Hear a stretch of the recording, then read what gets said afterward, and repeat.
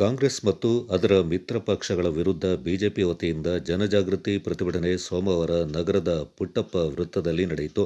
ಪ್ರತಿಭಟನೆಯಲ್ಲಿ ಪಾಲ್ಗೊಂಡಿದ್ದ ಮಾಜಿ ವಿಧಾನಸಭೆಯ ಅಧ್ಯಕ್ಷ ಕೆಜಿ ಬೋಪಯ್ಯ ಮಾತನಾಡಿ, ದೇಶದಲ್ಲಿ ಮತದಾರರು ಕಾಂಗ್ರೆಸ್ ಪಕ್ಷವನ್ನು ರಾಜ್ಯ ಮತ್ತು ಜಿಲ್ಲಾ ಮಟ್ಟದಲ್ಲಿ ಸಂಪೂರ್ಣವಾಗಿ ತಿರಸ್ಕಾರ ಮಾಡಿದ್ದಾರೆ. ಅದಕ್ಕೆ ನಾಯಕರು ಗೌರವ ನೀಡಬೇಕು. ಯುವಜನತೆ ದೇಶದ ಪ್ರಧಾನಿ ಮೋದಿಯವರ ಜೊತೆಯಲ್ಲಿದ್ದಾರೆ. ಅವರ ಮೊದಲ ಆದ್ಯತೆ ಈ ದೇಶದ ಯುವಶಕ್ತಿಗೆ ಎಲ್ಲ ರೀತಿಯ ಆದ್ಯತೆ ನೀಡುವುದಾಗಿದೆ ಎಂದರು.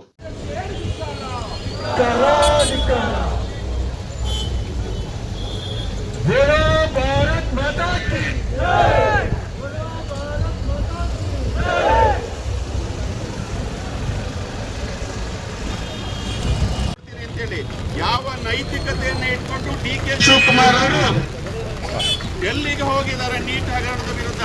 ಇವತ್ತು ನೀವು ಉತ್ತರ ಕೊಡಬೇಕು, ನೀವು ಕೂಡ ರಾಜೀನಾಮೆ ಕೊಡಬೇಕು ಅಂತ ಹೇಳಿ ಭಾರತೀಯ ಜನತಾ ಪಕ್ಷ ಒತ್ತಾಯವನ್ನು ಮಾಡುತ್ತೆ ಅಂತ ಹೇಳ್ತಾ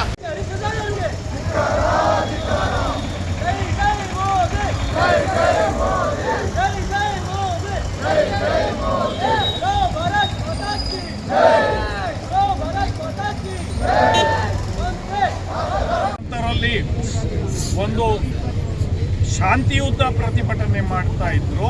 ಆ ಪ್ರತಿಭಟನೆಗೆ ಸೇರ್ಕೊಂಡು ವಿದೇಶಿ ಶಕ್ತಿಗಳು, ಯಾಕೆಂದ್ರೆ ಕೆಲವು ಅಮೆರಿಕದವರು ಪ್ರಜೆಗಳು ಅಲ್ಲಿ ಹೋಗಿ ಪ್ರತಿಭಟನೆ ಮಾಡಿದ್ದಾರೆ, ಸೇರ್ಕೊಂಡು ಅದನ್ನು ಆ ಪ್ರತಿಭಟನೆಯ ದಿಕ್ಕನ್ನೇ ಬದಲಾಯಿಸಿ ಎಲ್ಲ ಕಡೆ ಹಿಂಸಾಚಾರ ಆಗುವಂಥದ್ದು. ಇವತ್ತು ವಿದ್ಯಾರ್ಥಿ ಪೊಲೀಸ್ನವ್ರಿಗೆ 120 ಪೊಲೀಸ್ನವ್ರಿಗೆ ಗಾಯಗಳಾಗಿದೆ, ಕಲ್ಲು ತೂರಾಟ, ಏನೇನು ಗೂಂಡಾ ವರ್ತನೆ ಮಾಡಿದ್ದಾರೆ. ಆ ಗೂಂಡಾ ವರ್ತನೆಯಲ್ಲಿ ಇವತ್ತು ಎಷ್ಟು ಜನ ಸಫಲರಾಗಿದ್ದಾರೆ. ಇದಕ್ಕೆಲ್ಲ ಮೂಲ ಕಾರಣ ಕಾಂಗ್ರೆಸ್ ಮತ್ತು ಅವರ ಗೂಂಡಾಗಳು ಯಾರಿದ್ದಾರೆ ಅವರೇ.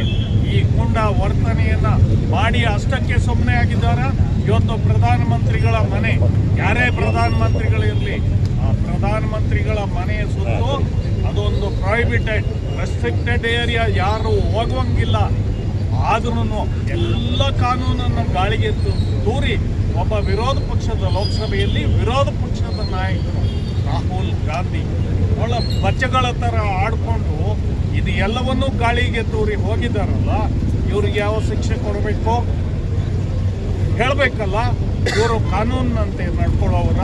ಇವತ್ತು ಹಗರಣಗಳು, ಈ ಪ್ರಶ್ನೆ ಪತ್ರಿಕೆ ಹೊರಗೆ ಬರೋದು ಇದೇನು ಹೊಸದಲ್ಲ, ಭಾಳ ಹಿಂದೆಯಿಂದಲೂ ನಡೆದಿದೆ. ವಿದ್ಯಾರ್ಥಿಗಳ ಭವಿಷ್ಯದ ಮೇಲೆ ನೀವೆಲ್ಲ ಆಟ ಆಡಿದ್ರಲ್ಲ, ಇಂಥ ಹಗರಣಗಳು ಹೇಳ್ತಾ ಹೋದರೆ ಇದೆ. ಮೊನ್ನೆ KPS ಅಲ್ಲಿ ಏನಾಯಿತು? ಸಿದ್ದರಾಮಯ್ಯನ ಕಾಲದಿಂದಲೇ ಇದು ಪ್ರಾರಂಭ ಆಗಿದ್ದು. ಸಿದ್ದರಾಮಯ್ಯ ಯಾಕೆ ರಾಜೀನಾಮೆ ಕೊಡಲಿಲ್ಲ? 400 ವೆಟರ್ನರಿ ಡಾಕ್ಟರ್ಗಳ ಭವಿಷ್ಯವನ್ನೇ ಹಾಳು ಮಾಡಿದ್ರಲ್ಲ, 80 ಲಕ್ಷ. ಇನ್ನೇನೇನು ಹೋಗ್ಲಿ, ಅದಕ್ಕೆ ತನಿಖೆಯನ್ನು ಕೂಡ ಆದೇಶ ಮಾಡಲಿಲ್ಲ. ನೀವು ನಮಗೆ ಬೋಧನೆ ಮಾಡ್ತೀರಿ. ಇವತ್ತು ಮೋದಿ ರಾಜೀನಾಮೆ ಕೇಳ್ತೀರಿ. ಶಿಕ್ಷಣ ಮಂತ್ರಿಗಳು ಇವತ್ತು ನಮ್ಮ ಕೇಂದ್ರ ಸರ್ಕಾರದ ಧರ್ಮೇಂದ್ರ ಪ್ರಧಾನ್ ಅವರು ರಾಜೀನಾಮೆ ಕೊಟ್ಟಿದ್ದಾರೆ, ಸ್ಪಷ್ಟನೆ ಹೇಳಿದ್ದಾರೆ.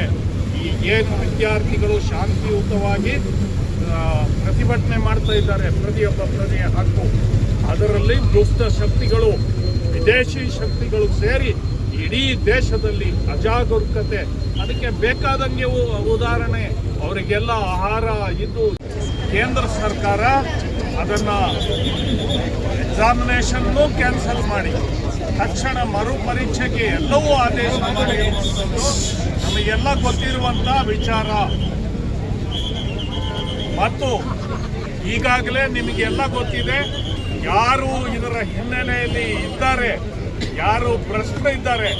ಈಗಾಗಲೇ 13 ಜನರನ್ನ ಅರೆಸ್ಟು ಕೂಡ ಮಾಡಿದೆ ಕೇಂದ್ರ ಸರ್ಕಾರಕ್ಕೆ. ಗೊತ್ತಾದ ತಕ್ಷಣ ಇದು ಕೇವಲ ಡೆಲ್ಲಿ ಸುತ್ತಮುತ್ತ ಅಲ್ಲ, ಇಡೀ ರಾಷ್ಟ್ರವ್ಯಾಪಿ ಈ ಜಾಲ ಹರಡಿದೆ ಅಂತ ಹೇಳಿದಾಗ ಪ್ರಕರಣವನ್ನು CBIಗೆ ಕೊಟ್ಟು ಇವತ್ತು ಎಲ್ಲ ಕಡೆ ಜಾಲಾಡಿಸುವಂತ ಕೆಲಸವನ್ನ ಮಾಡಿದ್ದಾರೆ.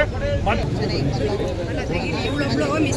ರಾಜಪೇಟೆ ತಾಲೂಕಿನ ಮಾಲ್ದಾರೆ ಗ್ರಾಮ ಪಂಚಾಯಿತಿಗೆ ಒಳಪಟ್ಟಂತೆ ಅಲ್ಲಿ ಶ್ರೀ ಸಿದ್ದೇಶ್ವರ ದೇವಸ್ಥಾನ ಅಂತ ಇದೆ. ಪಿರಿಯಾಪಟ್ಟಣ ರಸ್ತೆಯಲ್ಲಿ ಸ್ವಲ್ಪ ಒಳಗಡೆ ಮೇಲೆ ಹೋಗಬೇಕಾಗಿದೆ. ಅದು ಇತಿಹಾಸ ಪ್ರಸಿದ್ಧ ದೇವಸ್ಥಾನ. ವರ್ಷಕ್ಕೆ ಒಂದು ಬಾರಿ ಕೇವಲ ಅಲ್ಲಿನ ಗ್ರಾಮಸ್ಥರು ಮಾತ್ರ ಅಲ್ಲ, ಸುತ್ತಮುತ್ತಲಿನ ಎಲ್ಲ ಭಾಗದಲ್ಲಿ ಸಾಕಷ್ಟು ಜನ ಶ್ರದ್ಧಾಭಕ್ತಿಯಿಂದ ಅಲ್ಲಿ ಹಬ್ಬ ಉತ್ಸವ ಜಾತ್ರೆ ಎಲ್ಲವನ್ನೂ ಮಾಡ್ತಾರೆ. ಅಂಥ ದೇವಸ್ಥಾನದ ಇತ್ತೀಚೆಗೆ ಪಕ್ಕದಲ್ಲಿ ಅನ್ಯ ಕೋಮಿನ ಕೆಲವರು ದುಷ್ಟಶಕ್ತಿಗಳೇ ಸೇರಿಕೊಂಡು ದೇವಸ್ಥಾನದ ಪಕ್ಕದಲ್ಲಿ ಒಂದು ದರ್ಗಾ ನಿರ್ಮಾಣ ಮಾಡುವಂಥ ಪ್ರಯತ್ನ ಮಾಡಿರುವಂಥದ್ದು ಇವತ್ತು ಗಮನಕ್ಕೆ ಬಂದಿದೆ. ಇದು ಈ ನೀಟ್ ಹಗರಣದಲ್ಲಿ ಏನು ಮಾಡ್ತಾ ಇದ್ದು ಅಜಾಗರೂಕತೆ ಮಾಡ್ತಾರೆ ಅದರ ಇನ್ನೊಂದು ಭಾಗ ಇದು. ಇಲ್ಲದಿದ್ದರೆ ದೇವಸ್ಥಾನದ ಪಕ್ಕದಲ್ಲೇ ಯಾರೂ ಈ ಒಂದು ಹೇಯ ಕೃತ್ಯಕ್ಕೆ ಕೈ ಹಾಕ್ತಾರೆ. ಹಾಗಾಗಿ ಜಿಲ್ಲಾಡಳಿತ ಇದು ಮುಂದೆ ಕೋಮು ಸಂಘರ್ಷಕ್ಕೆ ಎಡೆಯಾಗುತ್ತೆ.